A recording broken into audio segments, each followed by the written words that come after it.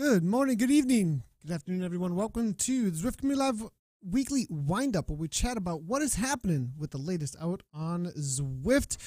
Today, we are going to be looking at In the Pens Racing podcast by Greg, Leo, and Adam Zimmerman. What is the latest coming from them? Also, Zwift Academy is in the first week, and we're going to take a look back at the first week. What's happening with the first workouts? What's happening with how things have started out with Zwift Academy? Also, we have a special guest today, Armando Mastracci from Exert Online, a power analysis and data training program you can use online with some pretty cool algorithms that are judging how much power you might have available at any given time. A lot of other cool features that they are announcing as things go along with their program. So I'm pretty excited to have Armando on the program today. But let's get right on into it. First things first, we're going to be talking about the latest for In the Pens, but also as we chat with Greg and everybody else on the program today, I want to make sure that you guys know you can interact directly with us. We are live over on Facebook, we're live on Twitch, we're live on YouTube, as well as Mixer.com.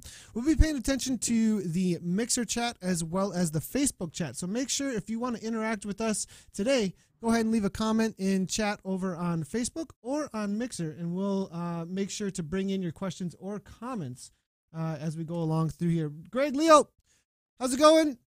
Hey, Nathan. Good. Yeah, happy to be back. Awesome. Very cool. 2 in a row. So 2 in a row, and hopefully many more to come. But I saw, what episode are we on with the Independence? It looks like you're kind of, I saw Adam, or no, it was Matt Brandt, your teammate, like, where's the next one? Looks like it's getting pretty popular. A little bit of banner on Facebook about when's the next one coming out, but looks like there was one just released. I did two last week. I did 2 last week, and Matt was still asking for more, so... I think Matt's my biggest fan, and I'm his biggest fan. So he actually does post a lot of pretty cool stuff. Actually, on Facebook, I'm seeing actually from his live streams. So he's starting to build a little bit of a fan base. It looks like around that. So what's going on with the latest within the Pens, and what can people look forward to if they go and listen to the podcast?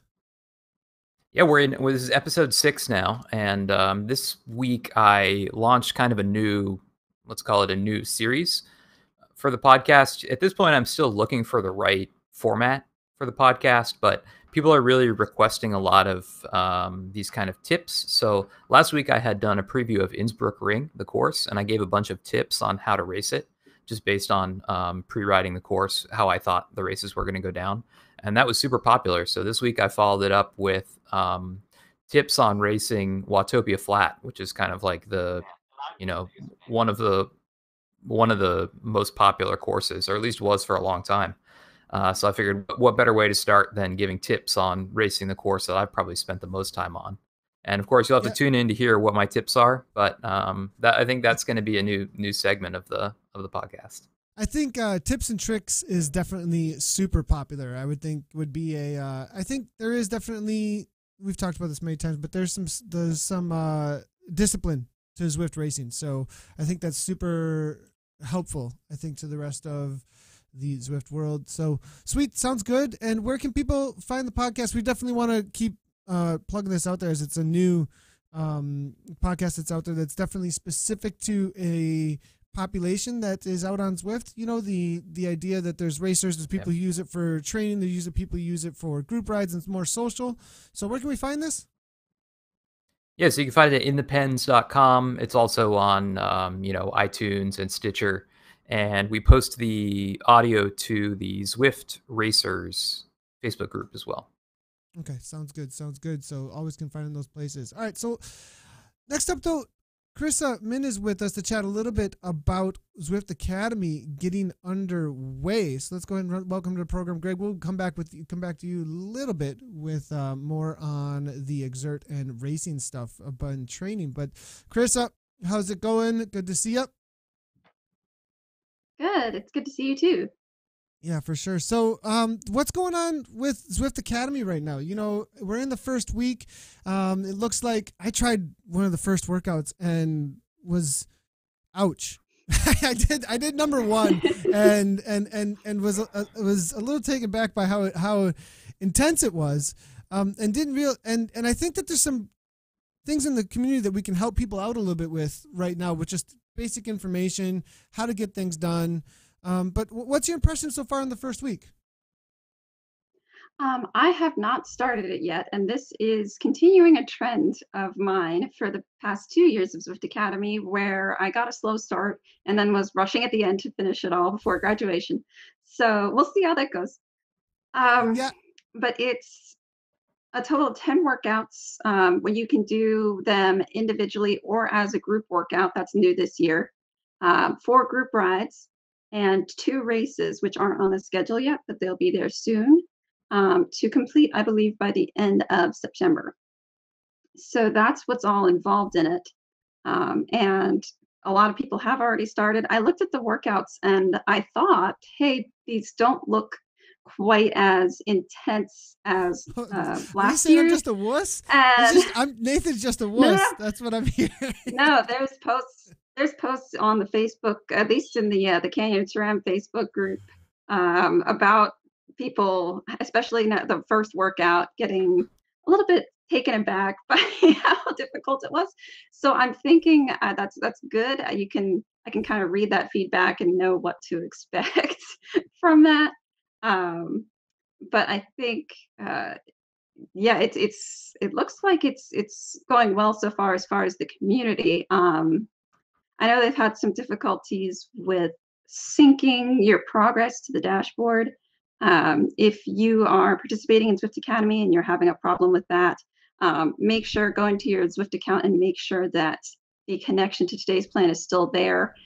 If you have done a workout that has not that you've not received credit for, then you can manually upload it to the Today's Plan website. But other than that, it seems like things are off to a pretty good start. That one, Carissa, for sure about the Today's Plan, and then also I see a lot of questions about, I missed the group workout, right? And I think a lot of people don't know that you can do the workouts anytime. They're in your workout library. Like, you don't have to do it as a group. The group rides and the races, those are the ones that you have to do as a group. The workouts, anytime. Yes. And I actually thought that too. Like, I'm looking through like, oh, when's the next workout? And you know, you just kind of like in your head think through the Zwift Companion that, oh, I have to go find the event to be a part of a Zwift Academy thing. But specifically with the workouts, complete them anytime. You can repeat them. Right. Actually, if you want to get better numbers on it and you start comparing yourself to other people and stuff like that, and like, okay, what's going on with this, with these workouts and trying to figure out where you stand, just, you can repeat them. Obviously, don't burn yourself out. They're hard workouts. They're 10 workouts. And man, the first one was, I was going to do the second one the next day and was like, nah, I'm taking a rest day, and just spun out for like an hour early this morning. So when are you going to do your first one, Carissa?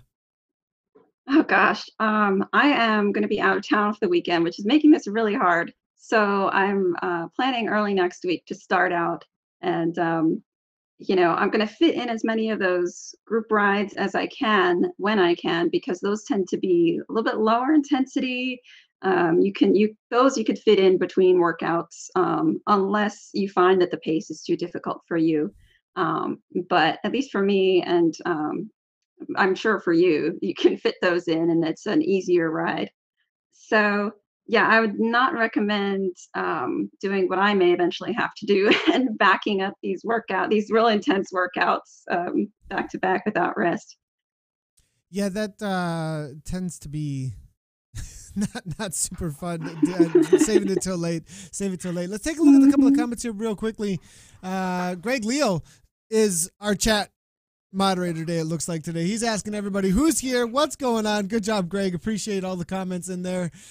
We do see Mike Szymanski, longtime viewer, hanging out in there. And he says he's actually doing his Zwift Academy group ride, I think, right now. So good to see him. Kiss is in the house. Good to see Kiss Racing in the house as well. Absolutely awesome. So everybody's tuning in. Good to see everybody hanging out. Again, we are watching chat pretty closely, so any questions or comments on anything on here, please go ahead and bring them in. All right, we do have a special guest today. We definitely want to welcome him to the program, Armando, and I keep getting this last name, Mastrashi. I think I got it this time. Okay, I have the same problem there, Nathan. Hey there, Nathan. How's it going? Where are you coming? Where are you coming at us from in the world right now? We're based out of Toronto in Canada. Okay, awesome. Very cool. Very cool. Yeah. Well, welcome to the program. It's great to have you here. For those who don't know, exertonline.com, Armando is the founder of Exert.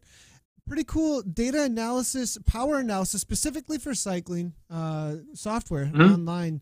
And I wanted to just, we're going to just have a conversation about what Exert is. And then, because most of us are cyclists and kind of nerds about power data in a lot of ways when it comes to being Zwifters. And I mean, it's in front of you all day long. You see your power in the upper left-hand corner. On the right-hand side, all you see is right. watts per kilogram everywhere. A lot of people are asking questions about data. A lot of people are asking questions about power. And it sounds like you've spent a lot of time analyzing power data. So you want to tell us kind of just a history about how Exert came about? Yeah, it came about in kind of a roundabout way. In fact, it's now been but 3 years in development, just under 2 years in terms of being in production, and I think it's kind of all started probably about 8 years ago. So we went through a period where we were analyzing heart rate data. So believe it or not, this all kind of stemmed from analysis of heart rate. We were looking for how the heart rate and how it responds to exercise and what affects it. And in that process, we kind of determined that fatigue and how much power you actually have available affects how your heart rate responds to exercise. And we thought this was really cool. And it was only after we kind of redid some analysis and kind of said, well, this concept of maximal power available, we could apply it just to power data. We don't necessarily need to use heart rate analytics. So one of the things we decided is, could we look at power data and determine the fatigue characteristics of an athlete? And so I went about creating some software to do this, to see if it could be done automatically. And lo and behold, it could. So that was the kind of genesis of Exert. So if we can do this, if we can discover how an athlete fatigues, how they're able to perform actually under fatigue, and if we can discover that information from regular power data, then this could be a really valuable tool for athletes. So that was the start of Exert, and we thought we would present this information to athletes through using this kind of web-based interface. And it just kind of snowballed from there, So one of the things, if you can imagine that if we know what your maximal power available is at any given moment in time, then we actually also know how much strain is this power having on you, right? So if your MPA is now come down and you're weakened, you're tired, you just can't produce the power, we said, well, yeah, that's probably going to create more strain on you than had you been doing the same amount of power, 5 minutes ago when you were fresh. So these kind of things sort of started to evolve and happen as we created the platform and brought in new users and created new metrics. And where we are today is kind of like an end-to-end platform, right? Where we will analyze your data. We will analyze your data for MPA. You can plan your training, so we know how much strain your body's being put through. We know when you're tired and very tired, and what kind of training you should be doing at a particular given point in time. Knowing how you fatigue in the middle of a workout, we can moderate the actual workout targets. So we have what's called smart workouts that kind of interactively adjust the targets on the fly so that you're getting the appropriate amount of strain during your workout. That's, again, unique to us. And then we started to develop a lot of apps that you can use while you're riding your bike. So some of these can be made available while you're in the Zwift environment. We'll talk a little bit about those. But others are, while you're riding your bike outdoors, where you're either looking at your MPA data, or one of the things we just released last week, in fact, was the ability to kind of pace you during a Strava segment or a time trial. So we can look at your particular fatigue profile and pace you very precisely to being able to achieve your optimal power profile over the course of that Strava segment or your time trial. And again, being able to kind of show this to you in real time and using MPA information is really the basis for that.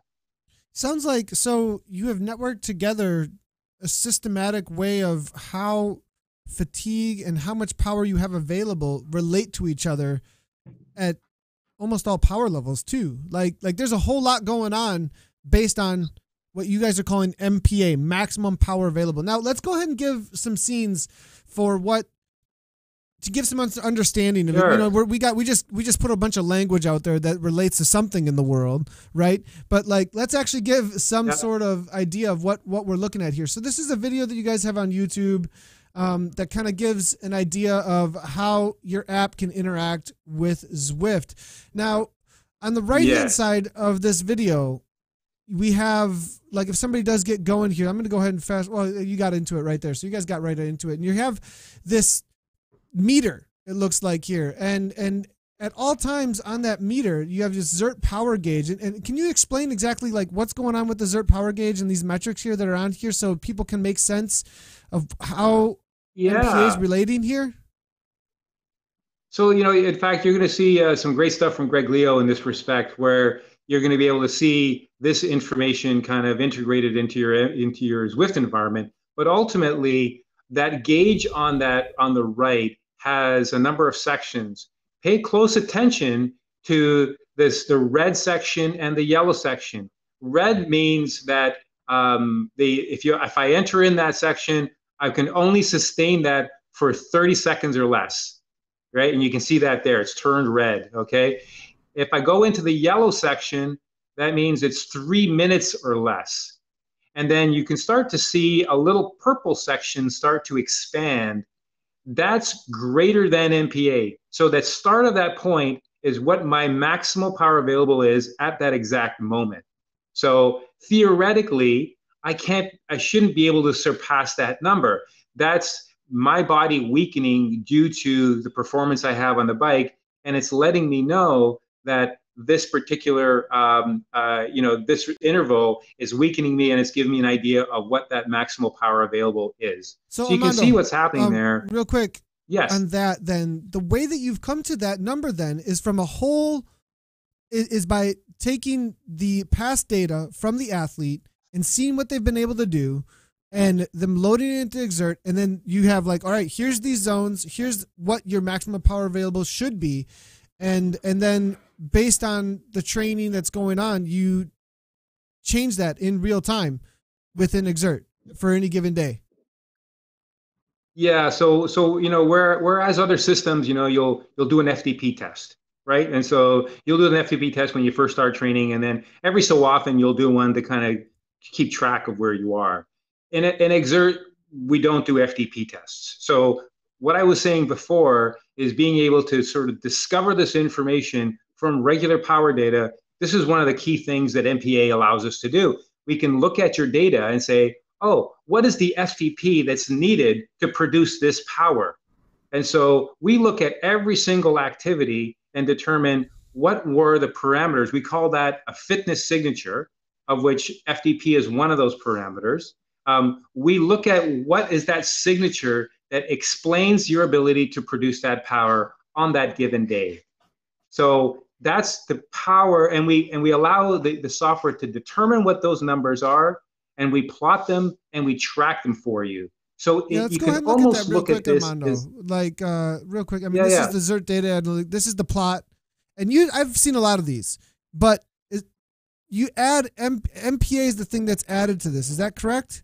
That when I look at this chart, exactly. So there are two elements that we've added to your typical power chart. So you see the power numbers are in red, right? If you were to just look at these power numbers, you'd say, hey, you know, looks like, you know, the person that's, was trying to produce a fairly constant power at the beginning. In fact, this was an athlete that was in a crit where they really broke from the field at the very beginning. And so, they're trying to moderate their effort. And you can see how the power kind of fluctuates in and around their threshold. But this blue line is really the key. And the blue line is their MPA line. And that's the one that's really reflective of what's happening to the athlete. So if you think about it, you hop on your bike and you produce 100 watts, it doesn't really, there's no information in the wattage per se, or if it was even 400 watts or 800 watts. What's important to really try and appreciate is what is the effort having on you while you're in the middle of this particular ride or race. That's the MPA line. So you can see that MPA line, and then if you can step back for a sec for that that little chart, I'll kind of explain. Yeah. So this MPA line, you can see that it reduces over time, and then it comes very, very close to your power. What that means at those various points, you can see them like there's 3 or 4 occurrences of this over the course of this particular ride. As you zoom in there, you see how close it gets, and then there are some higher power efforts where it gets really close. To explain that MPA, we need to know your threshold. It's just that simple, one number. We need to know your peak power, your threshold, and then this other variable that we call high intensity energy. So this particular ride, this one ride, tells us what your threshold is. And there was no FTP test here. And there is no kind of effort of longer duration. It's kind of totally variable, totally random data in many ways. And then we were able to determine what the athlete's FTP was at this particular date. Okay? So it's pretty extraordinary that when you think about that, we can pull that information, 3 variables from a single ride. That's pretty cool. That's so really when we cool, do actually. that for this ride, sorry, Nathan, go ahead. No, that's a great tool, and I think a lot of people don't enjoy doing FTP tests, but they like racing. So, or there's a reality that there's just people who are out there like, you can tell me my FTP by just giving you my data from enjoyable race rides. Sounds good. Let's check it out. And I think a lot of times the places we get pushed the most is in racing. And it makes sense to me if we're able to systematically figure out what's happening with the systems in the body during those hardest efforts you'll put into the bike. You should be able to pull out what your FTP and these peak power numbers are if we relate them all correctly. That just makes sense. Absolutely. And so if you look at our community of users and they, people come in and talk about how do I determine my FTP, a lot of people will say, hey, just do a Zwift race. Your FTP will come right out in the data, or just do a group ride where you're pushed to your limits, right? You don't have to do a specific test. You don't have to go out and test yourself, on a particular given day. You just need to ride really hard, and that could be during a Zwift ride, for example, where you're pushed to your limit. Those moments where power and MPA meet are what we call maximal efforts, or where you actually reach your limit.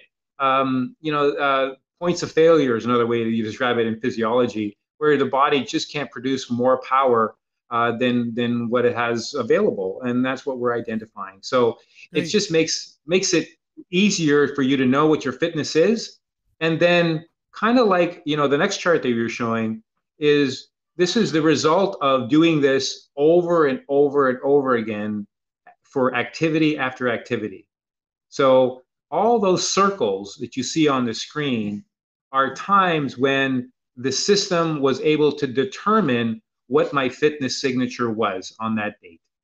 So these are times when maximal efforts occurred in the data. And what we do is we show them and we plot them for you on a chart over time. And so you can see here that I have another chart where you can see where my FTP started in January, and I think it was at 265. And then in July, it's moved up to 306. So, that gives you an idea that we're tracking. Humble brag right there. No, just kidding. Yeah. Yeah. So, there's other factors involved, obviously, given, maybe a little larger than we need to be here. But yeah, so you can the key is here is that the software is tracking your FTP, and it's tracking them on multiple occasions. You can see here like there's 25 circles over the course of whatever it is here, 25 weeks, right? It's it's almost, you know, one FTP test a week on average, so to speak. So it's kind of like when you hop on the scale, right? You measure your weight and, you know, you want to see if it's going up or down, and you get a lot of variability. This is the same thing. You're going to see your FTP kind of go up and down, ride to ride, but overall you're looking for a trend that's going to move up. And that's when you know that your training is working for you, is when you're seeing the results, you're seeing that improvement through the improvement of your FTP that you're getting from your data. Yeah, awesome. Very cool. You also have implemented, it looks like, real quickly, let's go over these other, you know, you had the segment hunter, which is really cool. That'll walk you through getting that segment, or at least walk you through your best effort on that segment in a live way with your app. That's pretty cool. And then you have an adaptive training advisor. Well, the advisor is spelled not, yeah, nice one, Nathan. But adaptive training advisor. But you know, telling you what might be a smart workout for that day. Pretty cool. Well, very, you know, very cool. This is really important because when we created the adaptive training advisor, believe it or not, in the back of my mind were Zwift riders. And the reason is because, you know, prior to Zwift, you know, you would enter in the off season, and anyone who was training and getting ready for the next season would typically be on a trainer. They would be, you know, these kind of boring, you know, interval workouts. They'd be going through, you know, the base training and all these so they have a very structured plan, very specific workouts, very boring. You know, it was kind of not a fun time before Zwift. Now when you have Zwift, people are foregoing a lot of that structure and they're just riding themselves into shape on Zwift. So knowing that, we still need to have some structure. So this was the whole intent of the Exert Adaptive Training Advisor, is to give Zwift riders, or give anyone really, some structure to how they're going to improve with training. So if you're going to do this as Zwift in the off season, for example, you may take a few months off and then you're going to start training in January. You want to know, how am I going to improve with my training? So what the Exert Adaptive Training Advisor allows you to do, it allows you to set how much improvement you want to have, how quickly you want to improve, and then what type of training are you looking, what type of athlete are you looking to train towards? And so we have what's called some athlete types. Won't get into details on those, but those kind of characterize the type of training you're going to be training towards and the periodization of that training. And then what the software will do, it'll recommend workouts that you're welcome to do, right, in a Zwift environment or not. But it also gives you your training targets. And these are great because you can just hop on the bike in Zwift. You don't necessarily need to do a structured workout. You can just look to hit those targets. So we things like focus, we things like XSS, and we show those actually on the remote player. So that previous screen where you're seeing the dials, all that information is shown there so that you can then track exactly how much strain, how big does your workout have to be in order for you to continue to improve at the rate that you want to improve. So all that information is really, you know, catering toward the Zwift rider that just kind of wants to ride themselves into shape, but know that they have progression, know that they have periodization, and know that they're going to continually improve towards their goal. Pretty cool. Very cool. All right. So I wanted to chat with Greg then a little bit, you know, specifically about how he's incorporating this as an athlete. You know what I mean? Like, here's how this all works. Here's the data and everything. What's, you know, so, but let's take a look at how he's incorporating this to his live streams, as well as what, you know, what kind of benefit that's played to him as an athlete. So we'll come right back with Mando in just a second here. But Greg, what is this video all about here? I mean, you were, I think this is a breakthrough that you had with MPA. Is that right? Yeah, so what you're watching right now is a race from a few weeks ago, and you see where my power-up would normally be.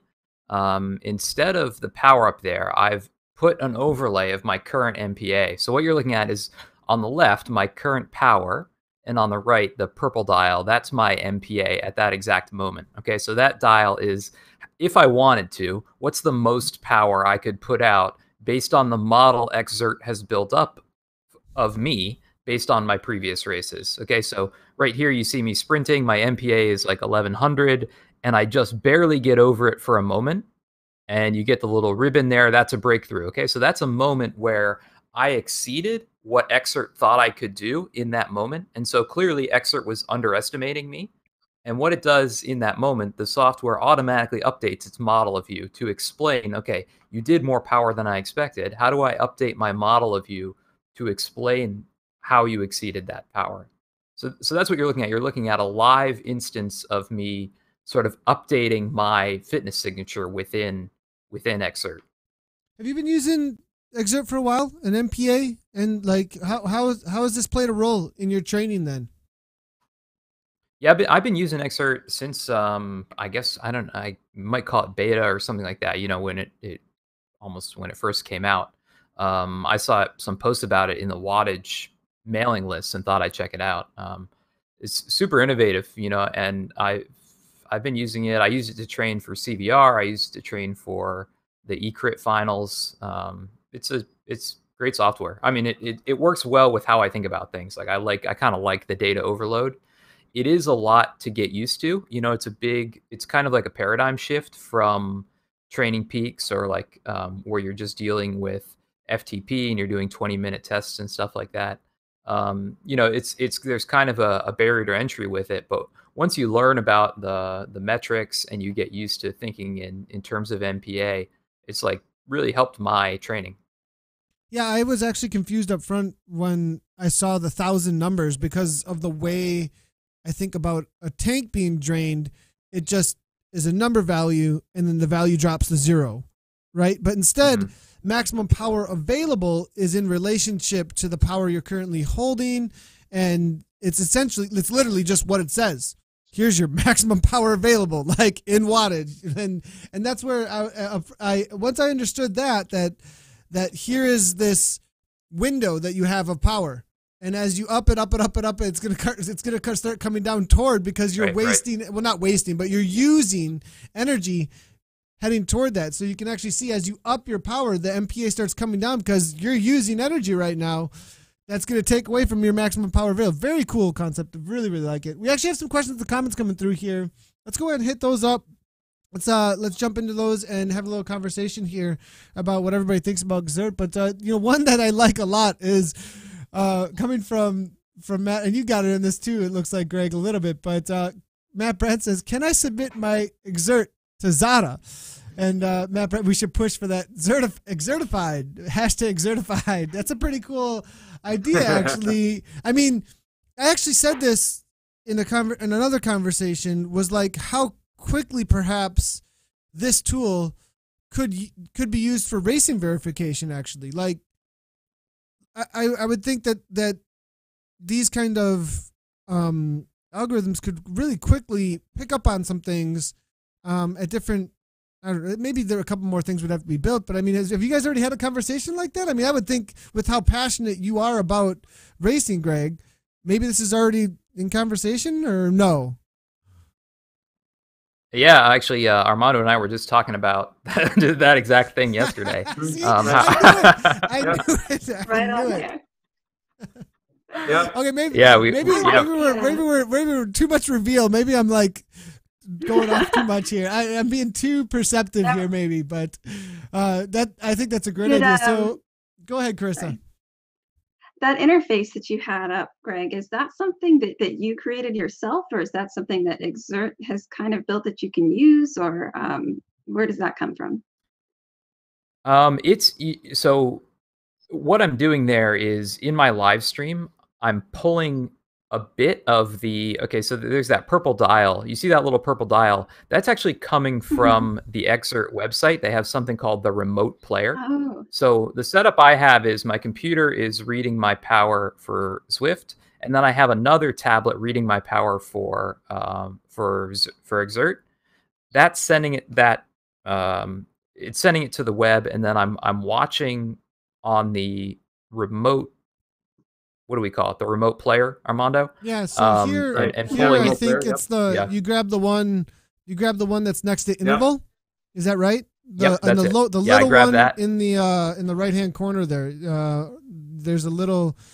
purple, that's your MPA right there. So Yeah. it looks like you grabbed that and threw that into your live stream. Yeah, that's all I did. That's actually not something I'm seeing on my Zwift screen itself. I'm actually looking at that full panel that Armando's showing you, but just on my live stream, just so it's not an overload, I'm just showing that MPA because that really is the key number to look out for. Yeah. And Nathan, I don't know if your brain was going the same place as mine once you got the what the number represented, but I'm thinking like in a video game where you can charge an attack or something, and you have to build up a certain amount of energy or whatever, and once you use the attack, you have to wait a little while for it to charge up again, and it's like that clicks for me. So it would be it's like pretty a cool live to see biological in-game ability, turbo bar, right? So like usually you're like looking for the power-ups in Mario Kart, or like I'm waiting for my ability to come back in Overwatch so I can like go get the healer or something or whatever. Like, but in this situation, you have a number up there on the screen that's like, do I have my power right now or not? And then, but I also like the idea of competing with it. Like I can, that number's not going to tell me I'm going to beat that thing. You know what I mean? And trying to push your own, because it's showing you on the screen what you've told the program your limits are. And you can then say, no, I'm going to go beyond what I've told this program my limits are. Or maybe you can't. If the program's doing its job right and you're not increasing fitness, right? The assumption is, but if you increase your fitness, the program then, bam, look, you've got more power. Your skills are ready more often, or whatever it might be. I love that. I love that gamification idea there, though. That's really cool. Yeah. Now, Armando, I'm wondering I haven't taken a look at this interface. How much do people need to know? How much prior knowledge do people need to bring of this sort of training with power and all of these concepts in order to use Exert? Should they have a certain level of knowledge? Do you have resources on the website that will help? Yeah, so we've done quite a bit of writing in terms of explaining the concepts, explaining the new terminology. It is new, so there, other than potentially your, functional threshold power, which is something that most people are familiar with. We just call it threshold power. For all intents and purposes, it's the same number.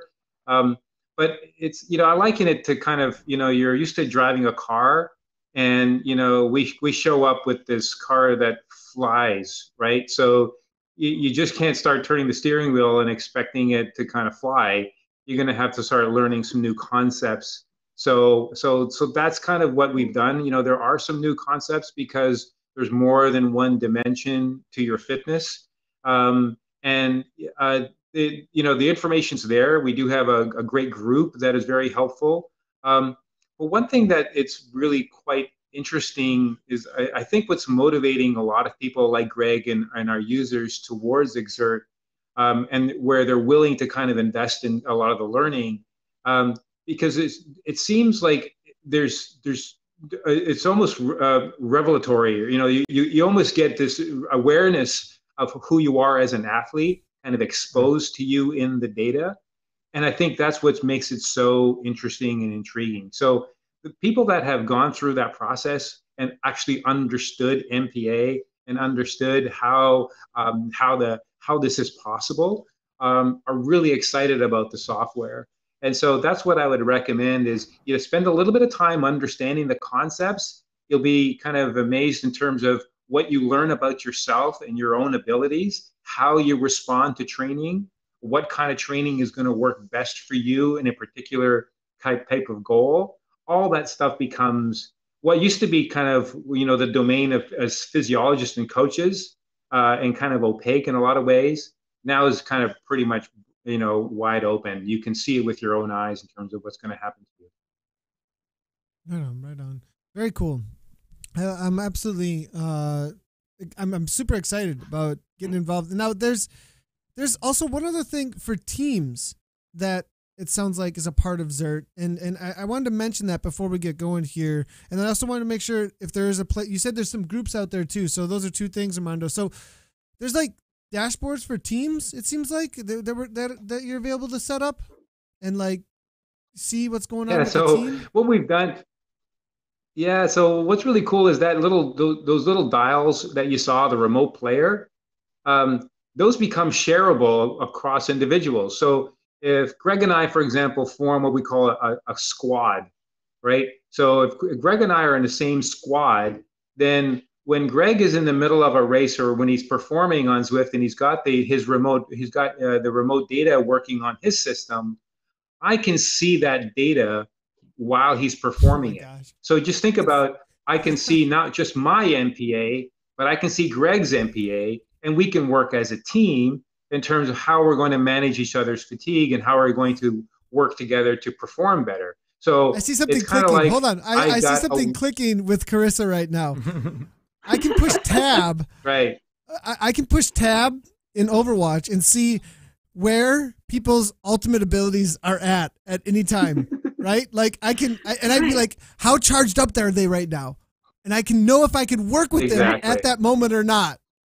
Right, Chris, is that They what have you're an thinking? attack ready to go, or yeah, like that is just a crazy.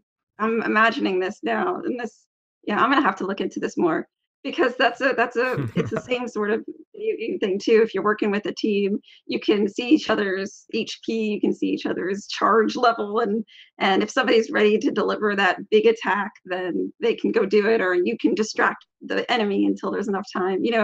That is kind of a whole other level. That's cool. Team dashboards for maximum power available. I mean, yeah, that's what we need is team draft with something else to make them win more. We all use Xrd already. oh Yeah, so I goodness. mean, think about it this way. Secrets. Think about it this way, Everybody like, needs to do that now.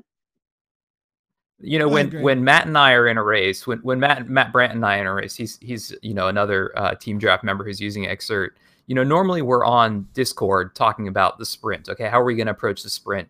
And both of us are sprinters. So the question is, who's feeling good in the sprint? And when we're just talking about it over Discord, it's like, you can only be so precise about how you feel.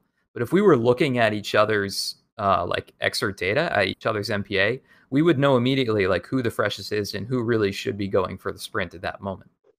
No hiding. No, not- oh boy, we don't. So the Badger situation just gets taken out. Like it's just gone. Yeah. Sorry, there's no conversation. You don't have your power up, dude. Like you just don't. Your ultimate ability is not ready. It's your time. Like that's pretty. But also, it sounds like you could really get into game theory a little bit more too. Like what are the tactics of how we're using what is available here? And assuming everybody's done their work and put their data in correctly and gotten their fitness levels to where they should be, it'll be giving you like real gaming statistics for a live gaming biological experience. I mean, this could be really inserted in a lot of different ways. You know what I mean? Like into could definitely be really cool. Go ahead, Armando. Yeah, I know. I think we all appreciate this kind of terms of race tactics when it comes to any kind of road cycling. We know who the sprinters are. We know who the rulers are. We know who's got the staying power. We know who's got the best short power, longer power. All these things are kind of knowledge that you would have, and you kind of use those in your planning and in your racing and your tactics, whether you do it as a team or individually. So there's already are some tactics that are used.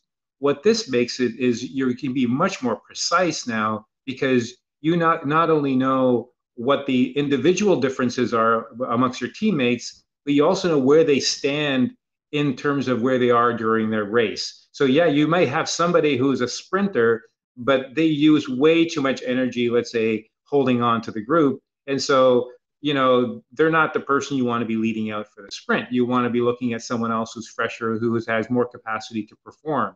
So, everyone has a role. Everyone's different. Some people have a higher threshold and less peak power. Other people are, there's anaerobic machines and can generate a lot of power.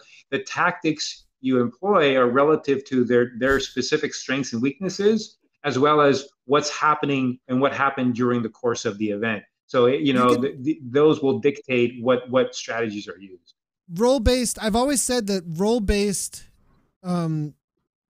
gaming is a part of cycling. and that like you have different roles, obviously, right? Like, and this is obvious to somebody who's in cycling, but the second you say the word gaming, you're like, what are you talking about? But you have teams in most games that have a team oriented, that have different roles that you play based on what your skills are. And you can really start to quantify that with something like this. So I'm nerding out over here, but it's really, really exciting, actually. Really, really cool thing.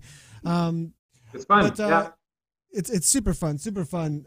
So what's up next from Exert? What are we looking? You talk to us a little bit about how this came about. What you're currently doing? Anything cool like down the road that you're looking to do? I mean, we're talking about maybe getting involved in some of their broadcasts and stuff. Somebody's actually, I see Zach is chatting about that, and we definitely are hoping to get some of these things into the data analysis here a little bit here. But what's up next, Armando? Yeah, so that's for us. It's we see our metrics and the ability to kind of show MPA, do things like the segment hunter, which is metering your power over a course.